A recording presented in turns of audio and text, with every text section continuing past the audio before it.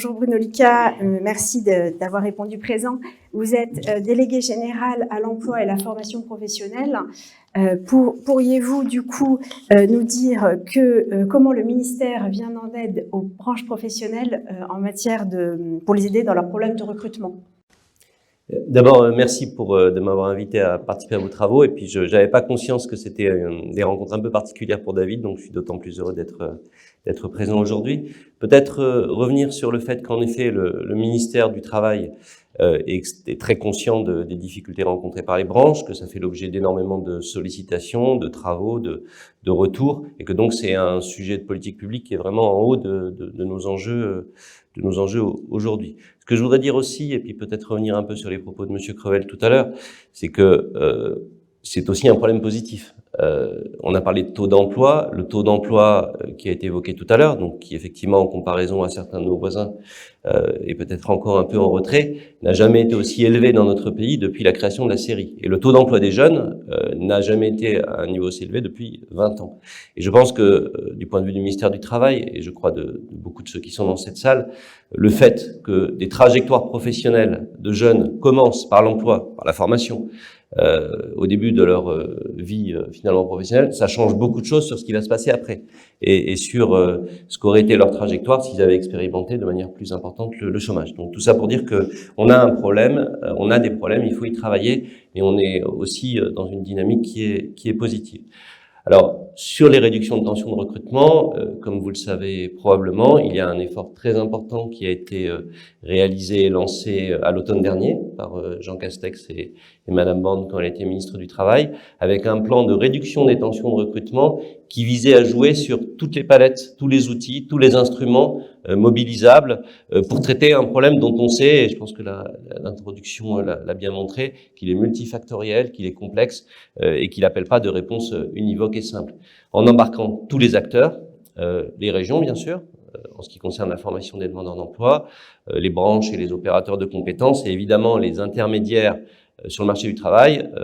Pôle emploi bien sûr, et les autres acteurs. Et puis je pense qu'on évoquera tout à l'heure le rôle que peuvent jouer aussi les intermédiaires que sont les entreprises de travail temporaire. Avec deux volets dans ce plan, un volet de mobilisation des outils classiques de lutte contre les tensions de recrutement, l'appui au groupement d'employeurs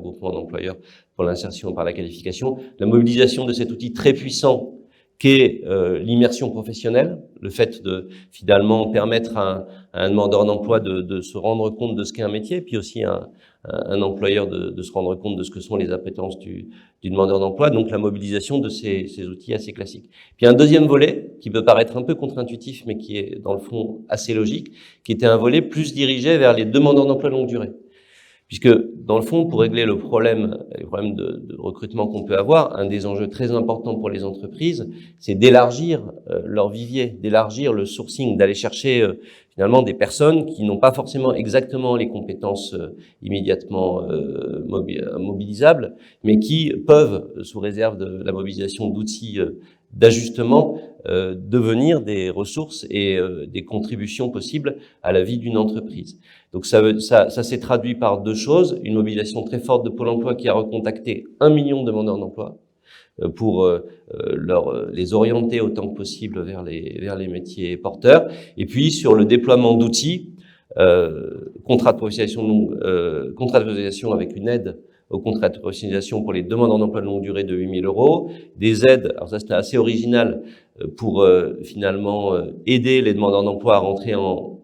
préparation opérationnelle à l'emploi, le renfort des moyens disponibles en matière de préparation opérationnelle à l'emploi et d'AFPR, qui sont des outils qui permettent justement de formation qui vise à préparer une personne rapidement dans une logique d'adaptation à un poste de travail. Donc finalement, des outils dont on connaît l'efficacité et dont les principes sont assez simples. Voilà, ce plan continue à se dérouler jusqu'à la fin de l'année, et je crois qu'il produit et qu'il va produire ses effets, mais ça repose évidemment aussi, et je pense qu'on y reviendra ensuite, sur la manière dont les branches, les organisations professionnelles, les partenaires sociaux s'embarrent de ces questions dans l'entreprise comme au niveau des branches. Alors, avant d'aller plus loin sur ce sujet, vous venez de parler des opérateurs de compétences, donc les OPCO. Est-ce que vous pouvez nous en dire un peu plus sur les travaux que vous menez avec eux et les résultats obtenus ? Alors les OPCO, ils sont finalement assez jeunes, ça fait 5 ans maintenant qu'ils existent, un peu moins même, puisqu'il y a eu le temps de la mise en œuvre. Ils avaient finalement, ils ont deux finalités de fond. La première, et je le dis parce que je pense que c'est un point important pour les représentants de branches qui sont dans cette pièce, les OPCO sont des opérateurs, ils sont au service, ils sont les bras armés des branches. Ils sont les bras armés des branches pour plusieurs choses, pour les accompagner quand elles le souhaitent sur des questions d'ingénierie, de certification, d'observation, mais ils sont aussi les bras armés des branches sur le terrain, auprès des entreprises, pour justement faire connaître les outils qui peuvent aider les entreprises, notamment à traiter ces questions de difficultés de recrutement. Donc moi, je pense que le bilan est très positif, que finalement, ils sont, les OPCO, alors chacun avec leur trajectoire, sont aujourd'hui au rendez-vous de ce qui était souhaité, d'en faire vraiment cette ressource, cet outil pour les branches professionnelles, avec aussi, je crois, ce pari qui était de les regrouper sur des secteurs cohérents, en nombre plus restreint. Pour l'État, c'est aussi très important, et pour les acteurs publics, parce que ça veut dire qu'on peut aujourd'hui avoir des partenariats sur des périmètres larges, on y reviendra tout à l'heure, avec les branches et avec des opérateurs qui peuvent finalement accompagner correctement les partenariats qui sont conclus. Ils ont, je crois, été aussi au rendez-vous. Je peux donner 2 exemples. Il y a un premier exemple qui est celui de l'apprentissage. L'apprentissage, c'est un succès collectif. La Cour des comptes, je le dis quand même parce que parfois on résume les propos de la Cour des comptes, a bien dit que c'était un succès indéniable, et ce succès, il a été possible aussi parce que toutes les parties prenantes qui étaient finalement autour de ce dossier de l'apprentissage se sont mobilisées comme il le fallait, et y compris les OPCO, parce que ce sont aussi les OPCO qui, d'abord, ont géré la partie opérationnelle, qui ont délivré les primes qui ont été décidées par le gouvernement, et puis qui ont ici fait la pédagogie de l'apprentissage auprès des entreprises. Donc, je pense qu'ils ont vraiment joué leur rôle. Et les 732 000 contrats qu'on a conclus l'année dernière,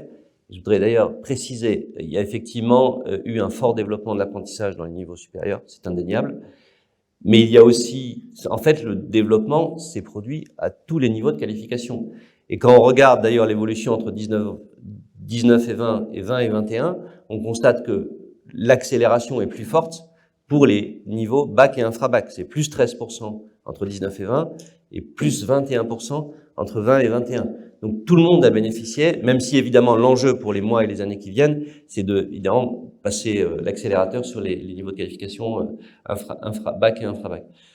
Et le deuxième dossier qui est très important, qui est plus conjoncturel, mais qui, je pense, a été important dans la période, c'est la manière dont ils nous ont aidés à déployer le Fonds national de l'emploi formation, le FNE formation, pour accompagner la formation des salariés dans des situations différentes. D'abord celle de la crise en 2020, où il a fallu, dans la période de confinement et après, finalement profiter de cette période pour aider les entreprises à former leurs salariés, et puis aussi dans la phase de reprise, avec près de 400 000 personnes qui ont été formées. Voilà, donc pour moi un bilan positif.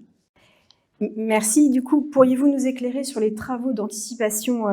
des mutations économiques que vous menez du coup avec les branches professionnelles, notamment dans le cadre des EDEC, engagement, développement de l'emploi et des compétences,